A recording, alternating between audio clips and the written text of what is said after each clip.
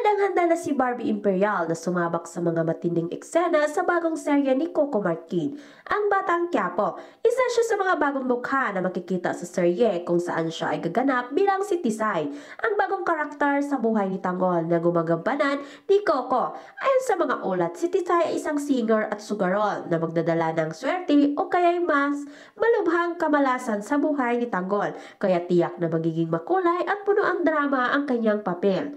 Makikita sa Instagram ni Barbie ang kanyang mga training sessions kung saan siya ay nag-iensayo sa pagbaril. Ito ay isang indikasyon na seryoso siya sa kanyang bagong papel at handang-handa siyang mag-perform sa mga action scenes na maaaring ibigay sa kanya. Ang mga preparasyon ni Barbie ay tila naglalayong ipakita na siya ay hindi lamang basta artista kundi isang delikadong profesional na nais ipakita ang iyang kahusayan sa anumang espeto ng kanyang pagganap. Si Barbie ay tila nasasabi niya sa makikilala ang kanyang karakter na si Tisay na isang mahalagang bahagi ng Batang Quiapo. Ang kanyang karakter ay inaasahang magdadala ng mga bagong elemento sa kwento na nagpapalakas ng drama at pagbibigay ng iba't ibang pagsubok sa buhay ni Tanggol.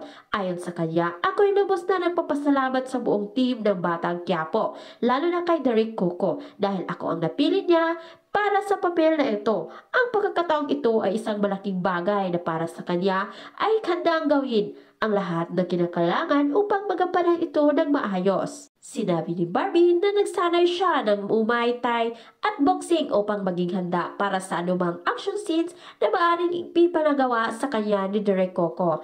Ayon sa kanya, nagsanay ako ng Muay Thai at boxing para maging handa ako kung sakali mang magkaroon ako ng action scenes. Ayon pa man, hindi maiiwasan ang mga negatibong actions mula sa ilang netizens. May mga basher na nagsabi na tila ginagaya lamang ni Barbie ang mga anuang artista tulad ni Sara Labati na kilala rin sa kanyang pagsasanay sa pagbaril. Sinabi ng ilang tao na napag-aaral ni Barbie sa pagbaril ay walang bago at tila hindi kapanipaniwala.